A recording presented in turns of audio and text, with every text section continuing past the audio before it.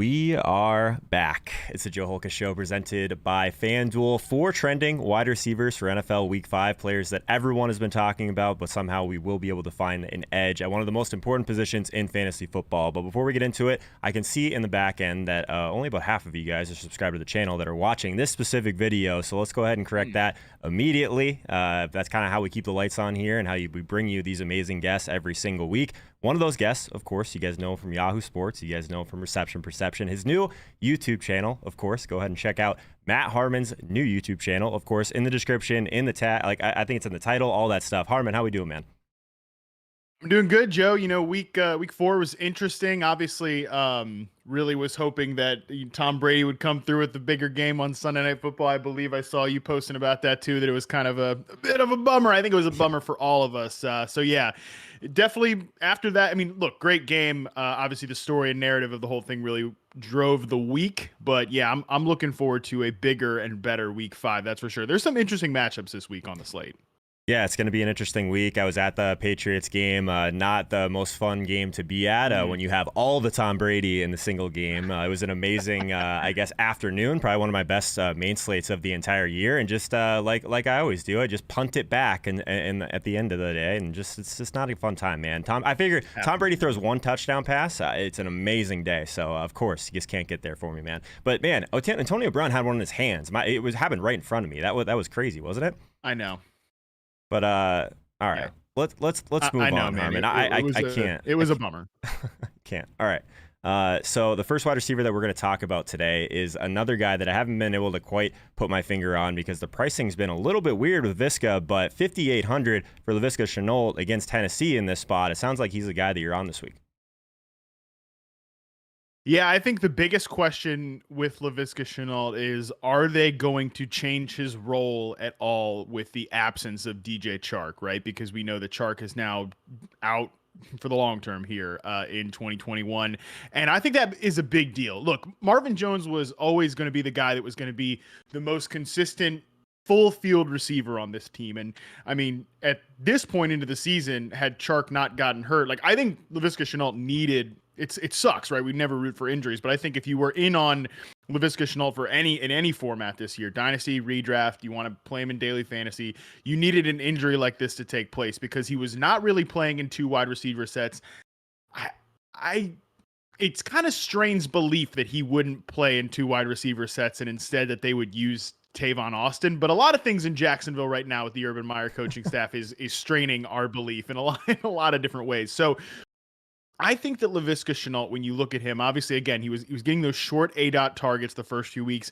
Then in week 4, he jumps up to 13.6 air yards per target. I think he can function at that. I think this comes back to a talent evaluation with Laviska Shenault. Like, obviously, we have to take into our buddy Sigmund Bloom his idea of with the assumption of rational coaching, right? We have to wonder, is Urban Meyer going to be a rational actor? Are they going to do the right thing here? We don't know that part, but I think the second part of it is a talent evaluation question with Laviska Shenault. Can he be more than just a short A-dot gadget receiver? I think he can. You know, we saw against the Bengals that he won some of those downfield passes. Actually, I know we're going to talk DJ Moore a little bit later in the program, and I think that he actually, from a development standpoint, I think that Laviska Shenault actually makes sense. Like to compare to DJ Moore. DJ Moore, again, we can hit on this more when we talk about him, but he came into the league as a very raw route runner, a guy that was mostly just going to be used into short intermediate areas, was going to be used as an after-the-catch specialist and in contested situations, but Moore, spoiler alert, has developed into a full field player, you know, a guy that wins at every level and is a dominant number 1 wide receiver. I don't know that Laviska Shenault can do that, but I think he can go along a similar developmental path. So I don't have a problem taking the risk this week that the Urban Meyer coaching staff don't like to trust it, but they will do the right thing with Laviska Shenault because I think they need him to step up to be that type of player that wins more in traditional wide receiver ways. And I think he can be a big slot that doesn't just get the little bunny hop passes and create for the catch. I think he can win when you look back at his reception perception on more vertical patterns, on digs, against zone coverage in the middle of the field. And obviously the matchup is right against Tennessee. Their defense stinks. We know that. I mean, the damn Jets got over on them last week. Like, I think we've got the green light to use anybody here against the Titans. And I think Shenault can thrive in this new role if they ask him to do it.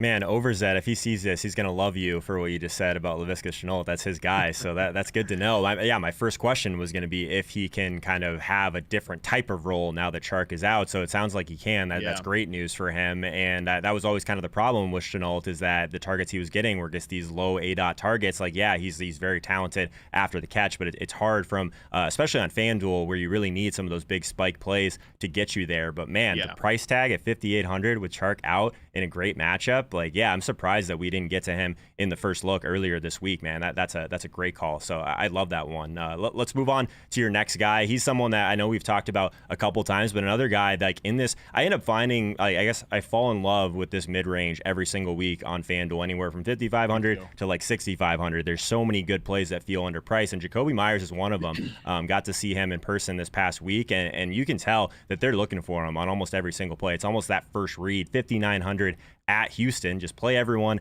against Houston. But tell us why you like Jakobi this week.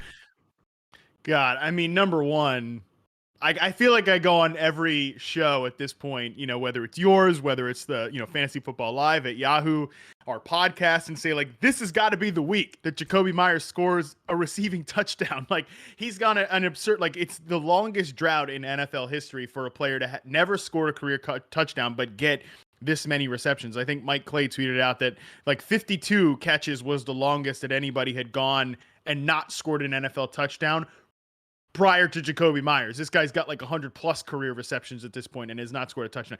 At some point, that has to correct itself. It just naturally, like just by opportunity. Also, yeah, like you mentioned, he is the first read, and that plays out in the volume category. He's third in the NFL in routes run overall. Like, he's been out there on like basically every single snap for the Patriots.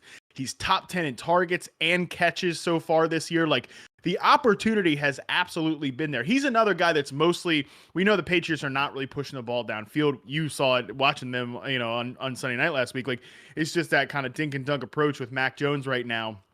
We'll see if that opens at some point, but I really think that Jakobi Meyers is an excellent player too. He was somebody that I drafted, and even if he hasn't scored a touchdown, like he's basically already paid back his redraft price. Like I drafted him in almost every league. I think he has more upside than just being like a dink and dunk receiver, but I mean, man, he can beat man coverage in reception perception, 72% success rate versus man. Like he can get open, he can separate mostly in the short to intermediate areas. He's never going to be a big time vertical threat, but this matchup against the Texans, I definitely think that there's a chance that the Patriots could sit on the ball and Damian Harris can have a big game. I mean, I don't think they're going to need to do too much. Like it's Bill Belichick against Davis Mills. We just saw Davis Mills get shut out by the Bills last week. It's just a nightmare there with Davis Mills at some point. So I think that this does look like a good matchup though for Jakobi Meyers. And I think the James White injury he's the sneaky winner from that. Like we want to talk about which running back is going to take over the James White role. None of these running backs are going to take over the James White role. Nobody on this roster, whether it's Damian Harris, Ramondre Stevens, like I guess it's Brandon Bolden, but Brandon Bolden's like the most boring players of all time, right? So I think just some of those more short A-dot looks, the quick passes will go to Jakobi Meyers in favor of James White being out now. So I just think, again, he's got double-digit target upside every single week, and at some point, he's got to score. Why not against the Texans? This is the week, finally. Yeah, I'm with you. Almost, it's over 12 targets in back-to-back weeks. These are the type of players you're looking for, right? These touchdown regression candidates or progression candidates, I suppose, like because he's been getting the looks in the red zone as well, back-to-back weeks with a red zone target, and just way too cheap. It's like the same as why we were drafting him in season long, basically, just because like no one wants the number one wide receiver for the Patriots. Like someone's got to get the targets, right? And he's been getting them. So I'm with you on that one. Before we continue, though, I want everyone to pause this video, and we were just talking about this range, but I want to know your guys' favorite wide receiver play over 5,500 but under 6K on FanDuel going into week 5. This next guy is a little bit more expensive, but he still seems like someone that's flying under the radar. I'm not quite sure why, kind of in that like elites here, but Keenan Allen, he's 7,200 against Cleveland. He's one of these guys that I know is one of the best route runners in the entire league, but again, kind of a dink and dunk type of guy up the field. Is he necessarily a guy for FanDuel? I'm not sure, but against Cleveland, where they're going to bring some pressure, it does seem like a reasonable spot to get back on Keenan, right? Yeah, that's the key, right? They're going to bring pressure in Cleveland. Myles Garrett's playing great, even though Justin Herbert has been one of the least pressured quarterbacks in the NFL. Like, rarely do we ever see a team go out and target an overall unit and just fix it in one offseason. the Chargers have kind of done that with their offensive line. Like Herbert was great under pressure last year, but the Chargers clearly said, like, we don't have to make Herbert live like that. Rashawn Slater has been great so far in his rookie year. Like, all their moves have mostly worked out here for the Chargers. And, obviously Mike Williams puts up the dud on Monday night. That was another killer. Like, I mean, Justin Herbert, if he had just hit him on that long pass, we all would have cashed the over on on his receiving yards props in one play. Harmon, listen for one second. Listen to my single game, like my main either captains or MVPs. I had Tom Brady, obviously, in the revenge game. I had a bunch of DJ Chark at low ownership who gets hurt, and then I had a bunch of Mike Williams. So like literally last week in like the main slate, like couldn't have been better. Like I said, one of the best slates of the entire year. I literally gave it all back on the Island games, man. It's just I'm still tilting it. It's Thursday the next week, and I'm still tilting this. But go ahead. Well, we got a good shot to get you right again against the with the Seahawks and the Rams. That should be a fun one. Cooper Kupp, another guy that I hate right now. So there you go. Oh, geez, yes. I mean, we got to get right back with Cooper Kupp. Darrell Henderson, though, by the way, getting a lot of usage. I think that might be a sneaky pick there for the spot. Overall, though, like, yeah, I mean, look, I just think Keenan Allen right now is in a good value range. I don't think too many people will be on Keenan Allen just because he hasn't had that big explosive game yet. But really good matchup with the Browns. I mean, their defense has definitely improved. It's taken that next step, I think. But we're talking about Justin Herbert probably trying to get the ball out quick into Keenan Allen's hands. I don't necessarily know that they're going to have a chance for those long developing routes. I really he just stood out to me as a guy that I think is going to exceed his volume projections and in a pretty decent spot that makes sense from like a football angle, right? Like they're going to get the ball out quick. That should be a big Keenan Allen game. And the targets have been there for Allen. He's still right up there in terms of one of the target leaders in the NFL. So I just think right now, like so much of the attention has been on Mike Williams. Austin Eckler has the big game on Monday night. I think this is a pretty good week to go back to Allen from a game theory perspective. Okay, so I think a lot of people are going to be deciding between Keenan Allen at 7,200 or getting up a little bit to DJ Moore at 7,900 against Philly. We talked about it. We kind of buried the lead on that. But, man, he looks like he is ready to be like the next superstar in this league. Would you agree with that? 100%, Joe. I mean, coming into this year, one of the things that I was banging the drum on at receptionperception.com, in our reception perception master plan on the show and the Discord, was that DJ Moore, sneakily, one of the biggest developments from last year's charting process was that DJ Moore had taken a step from solid NFL receiver to potential superstar. We're talking about a guy that, as I mentioned early on, sort of like on that Laviska Shenault plan his first year, where he was just mostly getting some manufactured touches, was one of the best yak receivers in the entire NFL as a rookie, but was extremely raw as a route runner. We're talking about a guy that was sub 10th percentile, sub 15th percentile in success rate versus man press coverage. Like, he was not ready to be that route runner yet. Second year comes out, has a good season on in-breaking routes, digs, slants, really good contested catch receiver. His third year, that was the year where he took that leap to being a full field route runner, and especially as a vertical threat. The Panthers used him as their vertical receiver despite Robbie Anderson being there. And now we're seeing Sam Darnold recognize that right away and immediately making him the guy. I mean, they can talk about wanting to get Robbie Anderson more involved. Maybe Christian McCaffrey's back this week. We don't quite know yet. But I mean, from just a target standpoint, it's all there with DJ Moore. And most importantly, from a talent standpoint, it's all there with DJ Moore. And I think this Eagles defense is bad right now. I mean, whether you want to run all over them, whether you want to pass all over them, the Chiefs obviously did both last week, especially from a passing perspective. Man, I think the Panthers can really come in here, and this could be a fun game from a fantasy angle. I mean, Jalen Hurts is putting up numbers no matter what. Like, whatever you think about how he's actually playing from a real life football perspective, he's putting up numbers.